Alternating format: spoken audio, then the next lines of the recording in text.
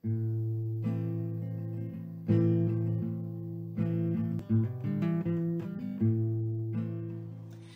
à tous, alors aujourd'hui on se retrouve pour trois recettes, ou plutôt trois déclinaisons sur la base d'un même produit. Je me disais que ça pouvait être intéressant et puis que c'était l'occasion de vous présenter plusieurs produits de la cuisine asiatique. Vous pouvez tout trouver en supermarché, y compris le tempeh d'ailleurs, je l'ai acheté aussi en supermarché. Le miso, ça se trouve en supermarché maintenant. Enfin, ils ont tellement développé le rayon asiatique qu'en fait, vous êtes quasi sûr de trouver dans les grands supermarchés. Peut-être pas dans les petits, mais en tout cas dans les grands, il n'y a pas de souci. Sinon, dans les magasins bio ou dans les magasins asiatiques. Donc, on va partir sur trois préparations. Une frite, une marinée, donc crue entre guillemets, et puis une en soupe. Voilà, on va décliner ce produit de trois façons et j'espère que parmi tout ça, il y en aura une qui vous plaira et qui vous fera découvrir de nouvelles saveurs. Notamment cette saveur, je vais en reparler après, mais qu'on appelle la saveur umami, que vous avez peut-être déjà entendu parler. Et on passe en cuisine. Alors là, moi j'utilise un tempeh qui est spécial, c'est du tempeh d'Okara. Alors visuellement déjà, il n'est pas pareil. Il est un peu sous forme de polinthe, on dirait vite fait. C'est quelque chose qui est très lisse et qui est différent du tempeh d'habitude.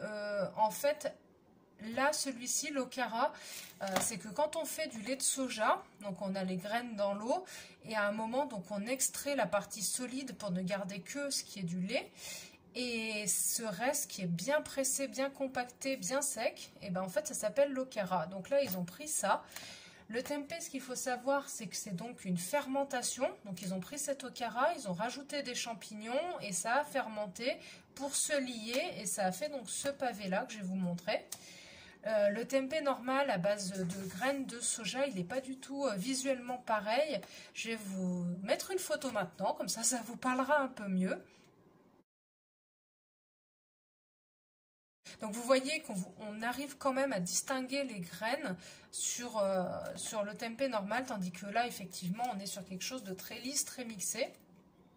En termes de goût, je ne pourrais pas vous dire la différence, parce que là, ça va être la première fois que je vais faire celui-ci. Mais voilà, c'était pour vous dire un petit peu. Le tempeh normal est plus riche en protéines que le tofu. Là, celui-ci, il est un peu moins. Il n'y a que 11 grammes de protéines. Le tofu, on est souvent à 15-16 grammes. Et le tempeh normal s'apparente un peu au seitan. On est à 18-20 grammes de protéines. Voilà, pour vous donner un peu un ordre d'idée. Donc là, je vais vous proposer trois recettes différentes. Donc on va commencer, on va couper tout ceci en trois.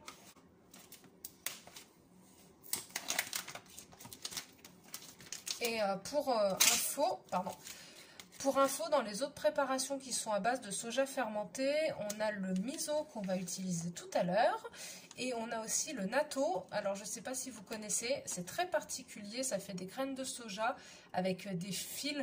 Ça sent les pieds, c'est filandreux, c'est visqueux, mais c'est très riche en protéines et puis c'est plein de probiotiques, je crois, parce que c'est lié à la fermentation. Et ça aussi du coup.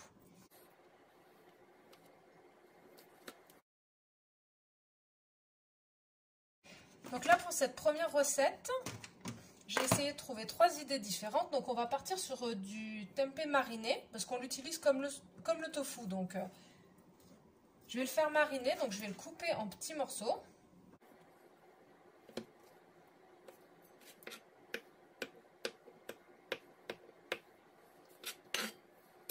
Voilà, donc la texture.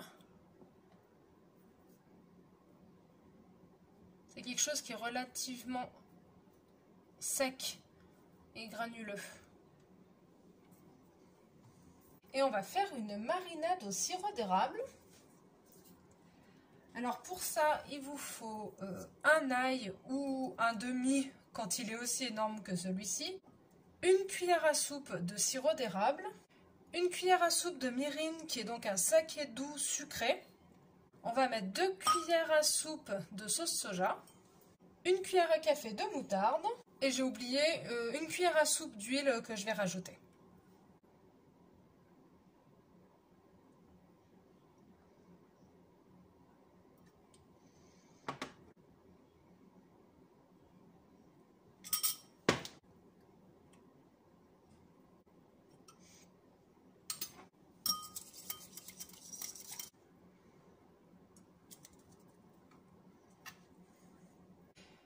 Voilà, donc là j'ai fait pas mal de sauces parce que j'ai un peu divisé les proportions de tempeh en deux au moins, donc voilà, il en reste, mais on va le laisser mariner pendant 1 heure à peu près, et ça après vous pouvez l'utiliser soit dans des salades, soit le faire frire à la poêle si vous voulez. Moi quand il est mariné, en fait j'aime bien le mettre directement froid comme ça dans les salades sans passer par la case cuisson à la poêle. Je vous montre ça tout à l'heure. Et alors, est-ce que vous avez vu, hein? Faut me le dire, que j'ai oublié de mettre l'ail. Donc je vais résoudre ce problème tout de suite, je le rajoute.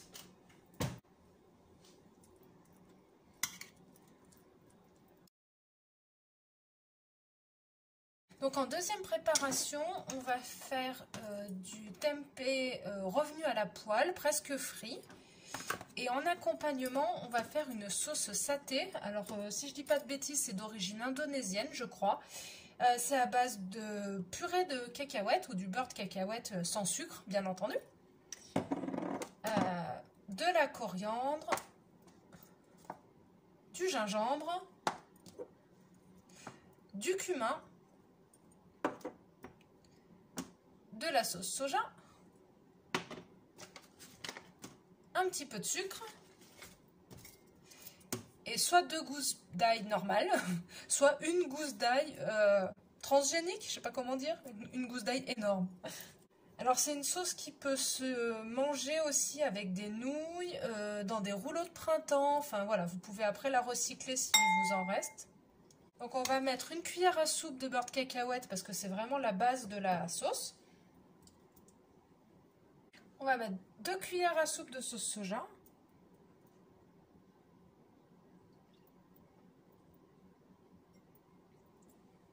Dans les ingrédients, j'ai oublié de vous dire, il faut le jus d'un petit citron.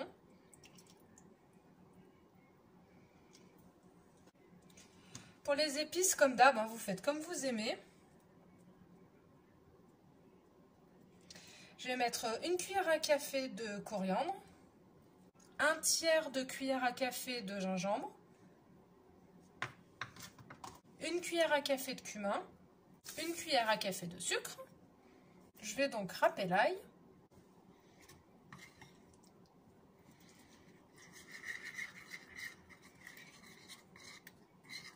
Alors si j'avais eu de la purée de piment coréenne, j'en aurais mis, sauf que j'en ai pas. Donc je vais mettre un petit peu de poudre de piment qu'on a fait. Donc il y a du piment, il y a du poivron, il y a quelques herbes dedans qu'on a fait sécher et ça pique pas mal. Je vais en mettre un quart de cuillère à café.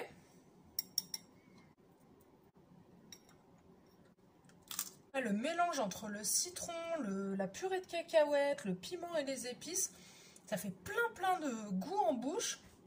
Franchement, c'est super pour y manger avec des choses nature comme des légumes, des nouilles pas assaisonnées.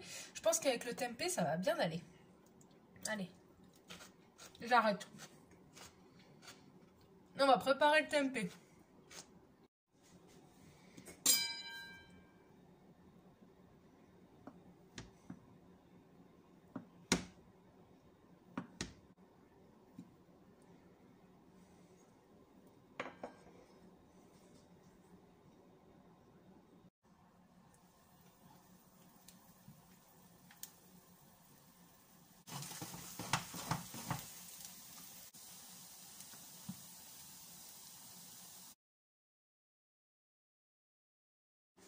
Alors pour cette dernière recette, on va préparer une soupe miso. Donc en fait, c'est une soupe à base de miso, d'où son nom. Là, moi, j'ai choisi un miso blanc parce que c'est le plus doux. Et franchement, pour commencer à s'habituer au goût, il est parfait. J'avais déjà goûté du miso brun, c'était hyper salé, hyper fort en goût et j'avais pas aimé. Et là, au fur et à mesure, déjà là, ça commence à m'habituer à ce goût. En fait, c'est la saveur qui est pas mal recherchée là maintenant que la cuisine japonaise devient un peu plus à la mode. C'est la saveur umami. C'est un peu amer, c'est un peu bizarre comme... Enfin bizarre, en fait, nous on n'a pas l'habitude. Et le miso apporte cette saveur-là. Donc le miso blanc est beaucoup à base de riz. En fait, c'est fermenté, pareil, normalement, c'est du soja fermenté. Et donc, dans le miso blanc, on a en premier ingrédient, c'est du riz et après du soja. Donc, ça nous fait en fait un miso qui est vraiment doux. Vous en avez du rouge, vous en avez du brun. Enfin, il y en a vraiment plein de sortes. Mais si vous souhaitez commencer, franchement, prenez celui-ci. Peu importe la marque. La vraie soupe miso au départ c'est avec un bouillon donc dashi à base de poisson, mais de toute manière généralement il y a pas mal d'algues et personnellement j'aime pas les algues, mais si vous aimez pensez à en prévoir et à en rajouter, vous aurez quand même beaucoup plus de saveur et le goût un peu plus iodé de cette soupe. Moi je vais pas en mettre et j'en mettrai jamais, hein, voilà, je vous le dis tout de suite. Donc il nous faut ça. En base, je vais prendre, vu que je n'aime pas les algues, un bouillon de légumes. Comme le miso est déjà bien salé, j'ai pris un bouillon non salé. En plus, on va rajouter de la sauce soja, de l'huile de sésame. Après, au niveau des légumes, c'est comme vous voulez.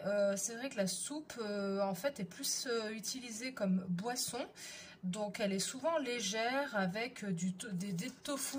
Donc, nous, pour rester dans le thème, on va mettre du tempeh, qui peut très bien se mettre dedans, hein, j'ai regardé. Je vais mettre un oignon. Je vais mettre ma feuille de bled, enfin ma côte de bled. Je vais mettre 3 petites carottes. Une gousse d'ail. Et on m'a donné un navet, donc je vais en utiliser un tiers, je pense. Voilà, un tiers du navet. Et ben c'est parti! Je vais commencer à faire bouillir mon eau.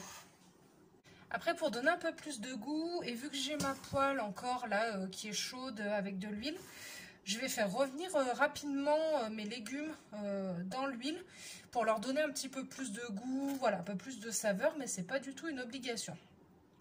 Dans la recette de base, ils le font pas.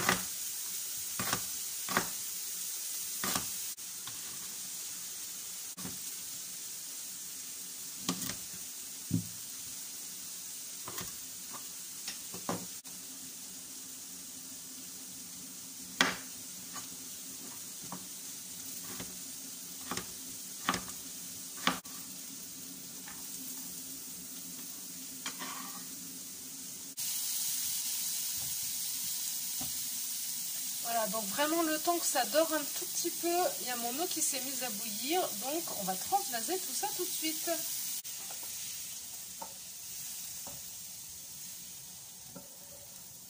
Alors je vais laisser bouillir ça pendant 10 minutes à peu près pour que les goûts se développent vraiment. Je vais rajouter une cuillère à soupe de sauce soja, une cuillère à soupe d'huile de sésame. Je vais laisser bouillir et je rajouterai au dernier moment le tempeh et le miso. Et je vous montrerai comment on mélange le miso, mais il faut vraiment le mettre au dernier moment parce qu'il ne faut pas qu'il bouille. Donc là j'ai réduit le feu, je vais attendre qu'il y ait des petites ébullitions et puis on revient dans 10 minutes à peu près. Ça sent bon. Donc là ça a cuit pendant à peu près un quart d'heure. Je vais donc rajouter mon tempeh. Et en fait pour le miso ce qu'il faut faire c'est qu'il faut d'abord le délayer à côté. Alors soit dans une louche et vous mélangez, c'est ce qu'on voit faire dans les vidéos asiatiques. Moi je suis pas très douée. Donc je vais mettre du bouillon dans un petit bol. L'idée c'est d'en mettre progressivement pour arriver à diluer.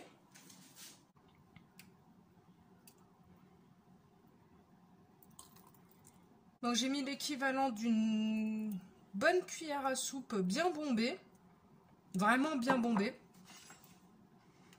En fait l'idée c'est de commencer à le délayer tout doucement pour pas que ça fasse des grumeaux. Après on rajoute du bouillon. C'est pas très long hein. Voilà, et là je pense qu'on peut l'intégrer directement dans la soupe.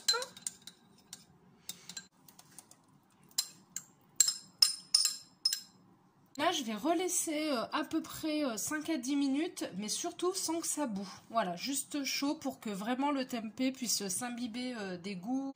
Donc voici ce qu'on obtient, les 3 préparations à base de tempeh. Donc on va goûter ça ensemble. Alors on va commencer par les petits bâtonnets frits.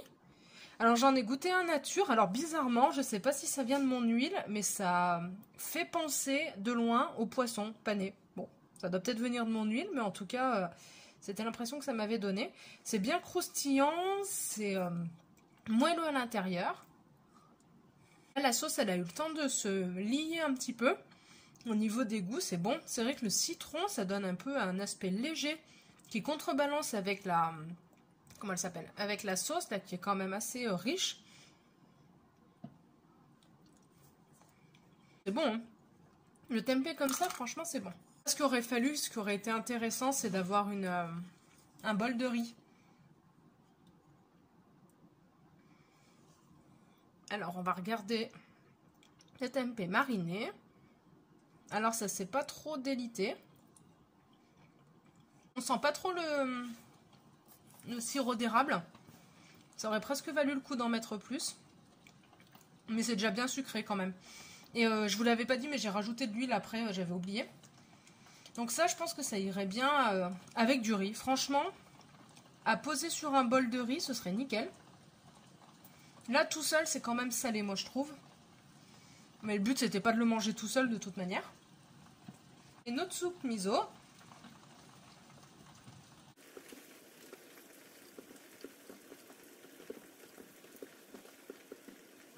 J'aurais dû faire l'inverse parce que pour le coup, c'est beaucoup moins salé que ça. J'aurais dû commencer par ça.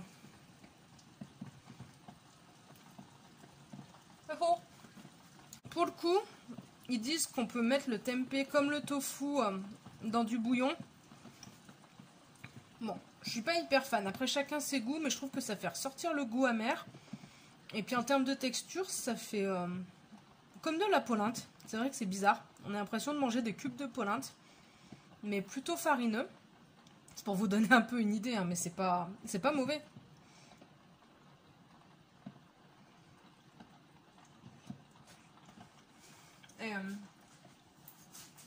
Et le bouillon.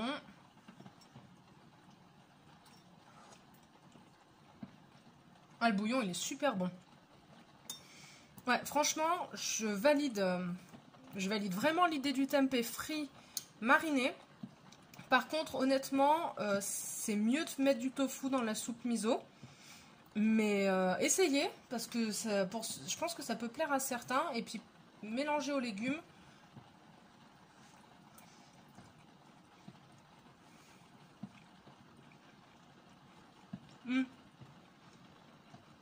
En fait, c'est ça, c'est l'erreur que j'ai fait, c'est qu'il faut vraiment tout manger en même temps. Faut pas s'amuser à trier les ingrédients. Mais, je suis contente de moi. Bien. Voilà, donc j'espère que cette vidéo vous aura plu, que ça vous aura donné quelques idées. Moi, j'ai beaucoup apprécié tester ces nouvelles recettes que j'ai un peu remaniées, revisitées. Vous ne les trouverez pas avec ces proportions-là ailleurs, sauf erreur, à moins qu'on soit deux à avoir eu les mêmes idées. En tout cas, voilà, j'ai vraiment trouvé ça sympa. Ça permet de découvrir cet apport de protéines que je ne connaissais pas et qui franchement est pas mal et change du tofu. C'est vraiment pas la même texture, c'est vraiment pas le même goût. Ça a vraiment un intérêt. Mon coup de cœur, c'est quand même en version frit. Là, pour le coup, je trouve que ça se tient encore mieux que le tofu à la poêle, donc c'est hyper intéressant. Mariné, c'est vrai que ça absorbe vraiment beaucoup les goûts, beaucoup plus que le tofu aussi. Et mon seul bémol, ce sera en bouillon, comme vous l'avez compris, c'était pas mon coup de cœur, mais on va lui laisser la chance. Par contre, pour la recette du bouillon, nickel, c'est super bon, c'est vraiment le tempeh en lui-même que moi j'apprécie un petit peu moins, mais après à essayer en fonction de vos goûts. J'ai cherché sur internet, ils disent vraiment que ça peut se faire, donc voilà, peut-être que c'est une question de goût personnel. Passez une bonne soirée. Nous, on se retrouve mardi. Je vous souhaite un bon week-end et puis prenez soin de vous. Bye bye.